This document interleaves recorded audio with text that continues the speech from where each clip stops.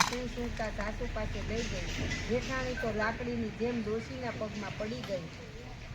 માડી રે માડી, મારે તો ધણી ગયો ને દીકરો ગયો, ઢોર ગયા ને ઢાકર ગયા, સવડા નાખું તો અવળા પડે છે, માટે માર્ગ ચીંધો, તમે કહોતી માર્ગે ચાલીશ। ત્યારે સાસોત્તમ માસનું વ્રત કરો, કાઠાગોરને રીઝવો, મનથી માફી માગો, થાય એટલો ધર્મ કરીએ, ન થાય તો હાથ જોડીને બેસી રહીએ, પણ ધર્મનું અપમાન ન કરીએ।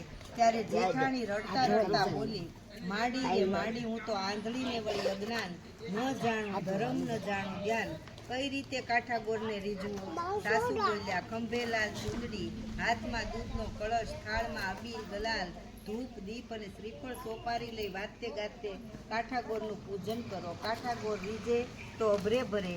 જેઠાણીએ સાસુના કયા પ્રમાણે કરીને કાઠાગોરને રીઝવ્યા। આંખમાંથી આંસુની ધાર વહેવા લાગી। શ્રદ્ધાથી ધ્યાન ધરી પછી ક્ષમા માગી, ચૂંદડી ચડાવી, કોળો પાથરી ક્ષમા માગી કે હે મા, પુત્ર કુપુત્ર થાય, માતા કુમાતા ન થાય, માટે દયા કરો દયા કરો, 7 ભવમાં આવી ભૂલ નહીં કરું।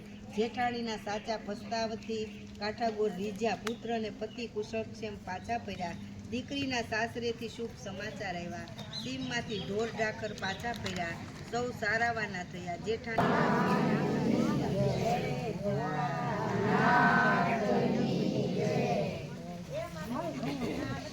કોયલ અને કોકિલની વાર્તા। એક હતી નદી, નદીની કાંઠે આંબાની ઘેરી ઘટા।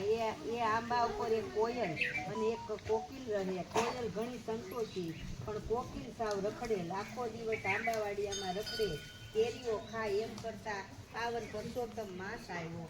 ગામના નર નારી નદીએ સ્નાન કરે, કથા વાર્તા કરે। આ જોઈને કોયલે કહ્યું કે લાવને હું એ વ્રત કરું। એણે કોકિલને વાત કરી, પણ રખડેતા કોકિલે ઉપવાસનું નામ પડતા મોં બગાડ્યું। એ તો બોલ્યો કે તું તારે ઉપવાસ કર ને ભૂખે મર, હું તો આંબા ડાળે ઝૂલીશ ને પાકી બકરા તરીકે જન્મ્યો। દિવસો રાતો વીતતા જાય, કુંવરી બકરો મોટો થાય। કુંવરીને બકરા પર ઘણું હેત, બકરાને રમાડે જમાડે, નવરાવે ધોરાવે, રાતે પોતાના ખંડમાં સૂરાવે। બકરો ઘડી કળગો થાય તો બાવરી બની જાય। આમ કરતા વર્ષો વીત્યા। કુંવરી મોટી થઈ, નવાનગરના રાજકુંવર સાથે એના લગ્ન થયા। રાજાએ 7 ગાડા ભરીને બાયજો દીધો, હીરા માણેક દીધા, રત્ન નીલમ દીધા, સોના ચાંદી દીધા, હાથી ઘોડા દીધા, હીરના ચીર દીધા, ચાકડા ચંદરવા દીધા। પણ કુંવરી તો ઉદાસ છે। અમૃત માસમાં પ્રથમ દિવસે કુંવરી પતિ સાથે નદીએ નાવા ગઈ। નાઈને પાછી આવી ત્યારે બકરાને વાચા ફૂટી। એ બોલ્યો, તમે નમ્યા અમે રમ્યા જમ્યા, બોલો કોયલબાઈ ઈચ્છાવર પામ્યા। આ શબ્દો સાંભળતા જ કુંવરીને પોતાનો પૂર્વજન્મ યાદ આવી ગયો। એ બોલી, ફટરે ભૂંડા ફટ ખાવ ધરા, તે તજો અમૃત માસ, તમે ડાળે ઝૂલ્યા કેરીઓ જમ્યા, અમે પામ્યા રાણી વાસ। કુંવરીની પાછળ આવતા પતિએ આ શબ્દો સાંભળ્યા। એના અચરજનો પાર ન રહ્યો। બીજા દિવસે દરબારમાં જઈને આ શબ્દ બોલ્યો અને કહ્યું કે આનો ભેદ શોધી લાવો। દરબારમાં એક જ્ઞાની બ્રાહ્મણ હતો। એને રાજાને કુંવરીના પૂર્વજન્મની વાત જણાવી। પછી કહ્યું કે જો તમને આ રાણી 5 ઉપવાસનું ફળ આપે, એ બકરાને આપો તો બકરાનો મોક્ષ થાય। રાજા રાણીએ 5 ઉપવાસ કર્યા, પછી હાથમાં જળ લઈ સંકલ્પ કરીને ઉપવાસનું ફળ બકરાને આપ્યું। તત્કાળ બકરાનો દેહ પડી ગયો અને એમાંથી એક દિવ્ય પુરુષ પ્રગટ થયો। સ્વર્ગેથી વિમાન આવ્યું। એ દિવ્ય પુરુષ વિમાને ચડી અને ધામમાં ગયો। હે પુરુષોત્તમ ભગવાન, તમે જેવા કોયલને ફળ્યા એવા ભાવથી વ્રત કરનાર સૌ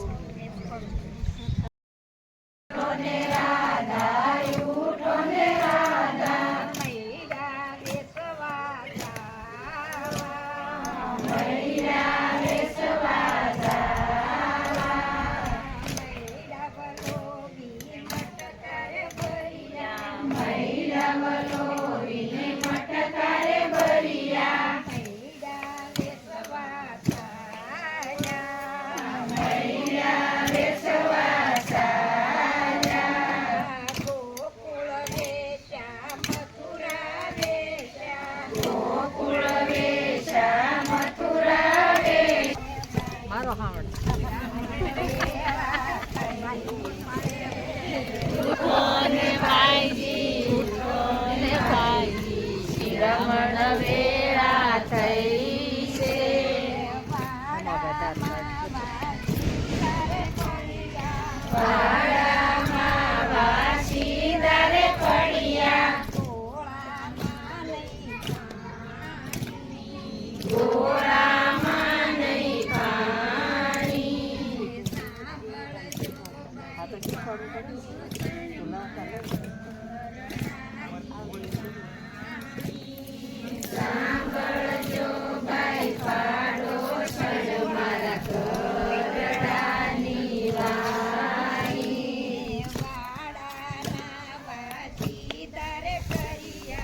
ભાડાના વાસીદારે કર્યા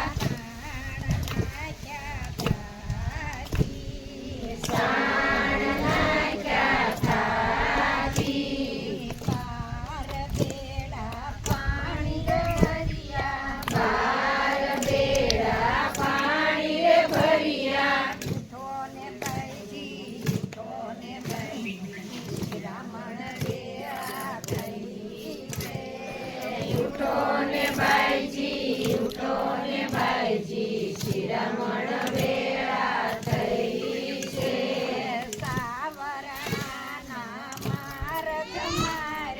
સાવરણાના માર્ગ માર્યા ભીકા મારા કાણી આંગળી તો બીને દૂર જ નાખ્યા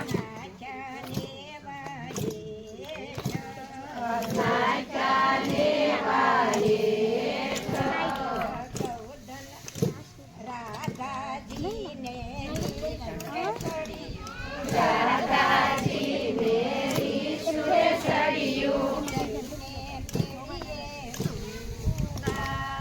જઈને મેળીએ સુતા ગૌધન સારી કાનજી રે આવ્યા ધોણિયા લઈને બેની જીવવા